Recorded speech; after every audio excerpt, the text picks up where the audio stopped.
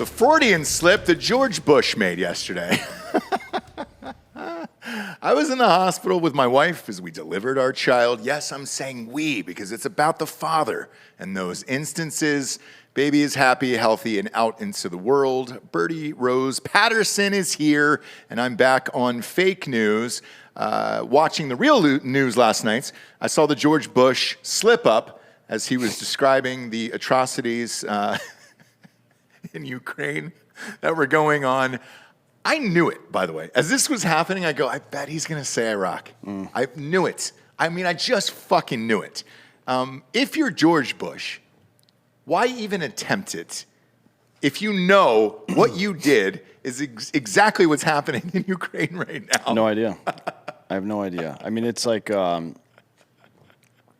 OJ talking about looking for the real killers. It is, dude. It's just, I'm sitting there and I'm like, man, everything he's describing sounds like the Iraq invasion.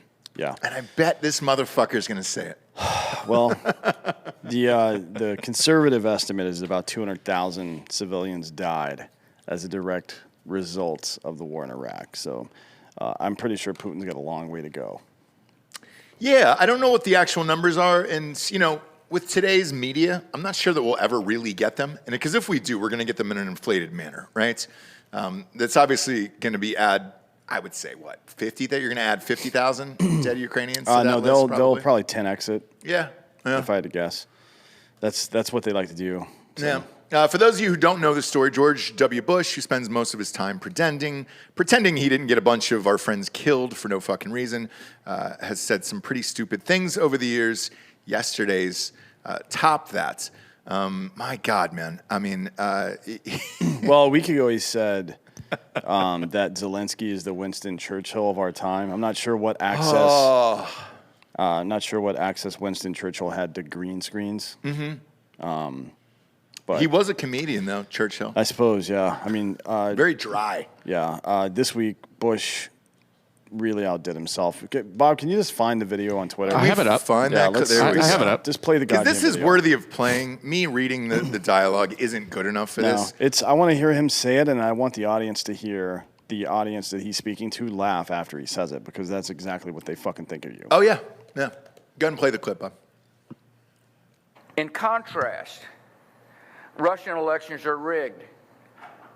Political opponents are imprisoned or otherwise eliminated from participating in the electoral process.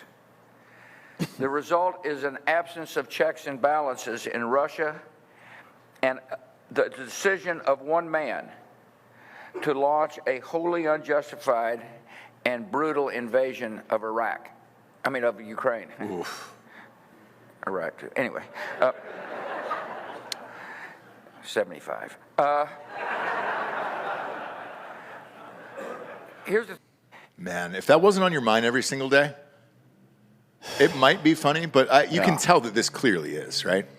Yeah, I mean, I have no sympathy for him. No. Having it on his mind all the time. I mean, this guy's,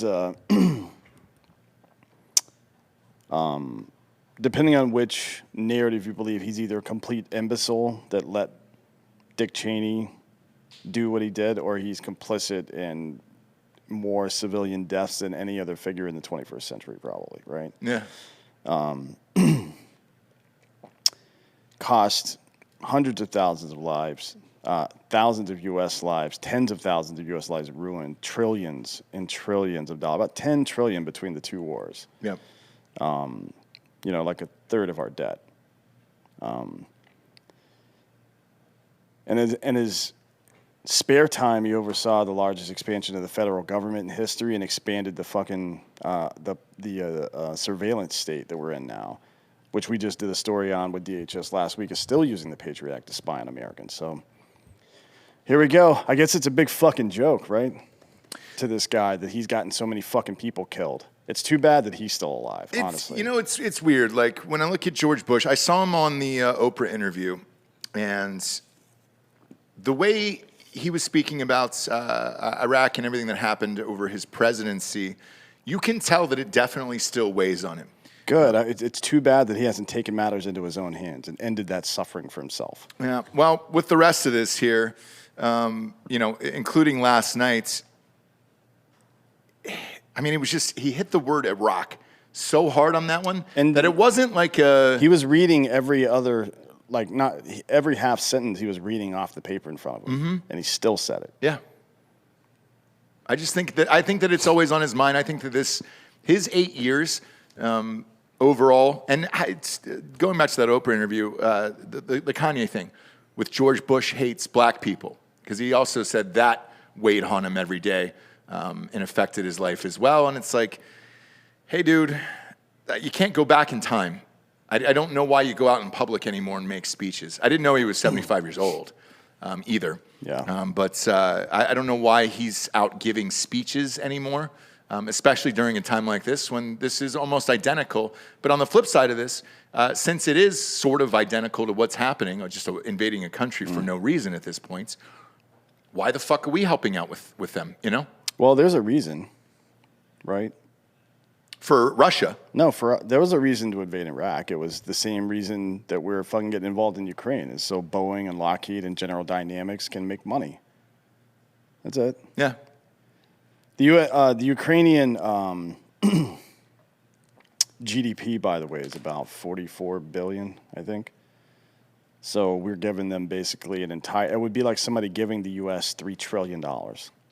That's the equivalent. Yeah. And by the way, the $40 billion that we're sending to Ukraine is more than we'll spend at the border of the U.S. and Mexico this year.